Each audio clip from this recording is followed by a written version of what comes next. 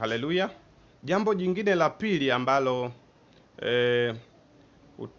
ukitaka kubaini kwamba mahali fulani raia wake moyo wa uzalendo huko katika kiwango cha juu sana, ni angalia sheria imekaaje.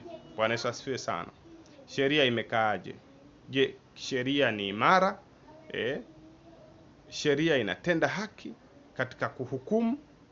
Bwana Yesu asifiwe sana. Ndio maana ukisoma ile kitabu cha Habakuki sura ya 1, unaona anasema aliona sheria imelegea kwenye ile jamii, na hivyo hukumu ikipatikana inakuwa imepotoka.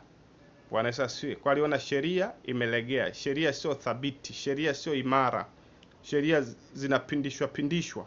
Unategemea itakuwa hivi, jambo liko wazi kabisa, tunajua kwamba hapa inajulikana kabisa iko wazi, itanyooka hivi, lakini unashangaa sheria inapindishwa, hukumu ikipatikana imepotoka, sheria imeregea. Bwana Yesu asifiwe sana. Sasa maono huwa yameunganishwa na sheria, kwa sababu sheria, kwa mfano ukisoma kwa sababu sheria ndio inayolinda maono. Ukisoma Mithali, kitabu cha Mithali sura ya 29 mstari wa 18, Biblia inasema hivi: pasipo maono watu huacha kujizuia, bali anaheri mtu yule aishikaye sheria. Bali anaheri mtu yule aishikaye sheria. Amebarikiwa mtu yule aishikaye sheria. Kwa hiyo maono yameunganishwa pia na sheria. Sheria inafanya kazi ya kulinda maono, kwa sababu kuna baadhi ya watu mkiweka maono tu peke yake, msipoweka sheria ya kuzilinda ya kulinda hayo maono, kitakachotokea watu hawalingani. Inaweza katokea mtu mwema, mambo yakaendelea vizuri tu, na yale mliopanga maono akaendelea kuyasimamia vizuri, lakini akatokea mwingine ukashangaa akaamua hata kuyaweka pembeni, akaamua kuyapuuza. Sasa ndio maana maono na sheria lazima viendane. Kwa ukitaka kugundua kwamba mahali fulani taifa fulani lina maono thabiti, angalia sheria pia zilizowekwa kwa ajili ya kulinda maono hayo. Bwana Yesu asifiwe. Sheria, au kwa lugha nyingine unaweza kusema katiba, kwa sababu katiba ndiyo sheria mama. Kwa sheria zote zinatoka kwenye katiba. Imekaaje hiyo katiba? Inatoa haki kwa kiwango gani? Sheria zake zinarinda maono kwa kiwango gani? Je, anaweza kutokea mtu mmoja akayavuruga maono mazima ambayo mmepanga kama taifa?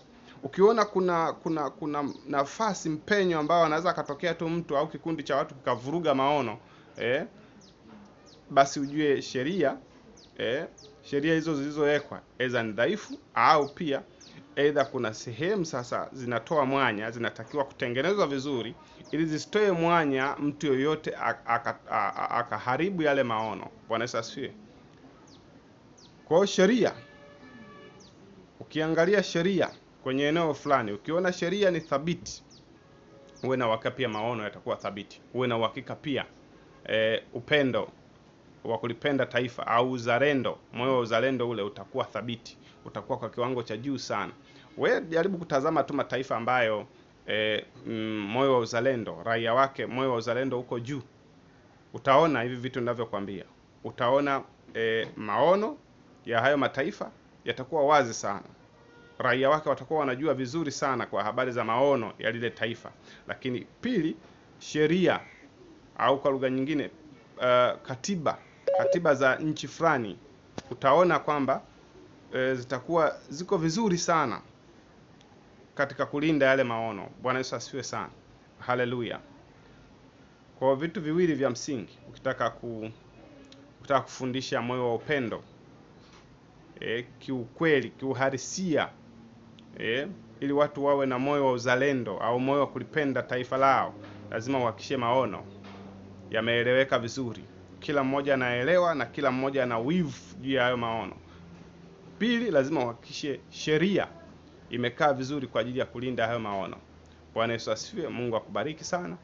Na huu ndio mwisho wa hili somo ambalo tulilianza kwa muda mrefu, ambalo linasema msisitizo wa maombi juu ya Tanzania. Kipengele kikubwa ambacho ninapenda nikusihi wewe unayenisikiliza ni kuhusu kuliombea taifa, habari za moyo wa uzalendo. Moyo wa uzalendo umwagwe juu ya taifa la Tanzania. Moyo wa uzalendo umekuwa na vitu vingi, tumeangalia sifa nyingi. Lakini wakati namalizia huku mwishoni, nimezungumza habari za maono yako yana muunganiko na moyo wa uzalendo. Bwana Yesu asifiwe. Barikiwe sana mtu wa Mungu.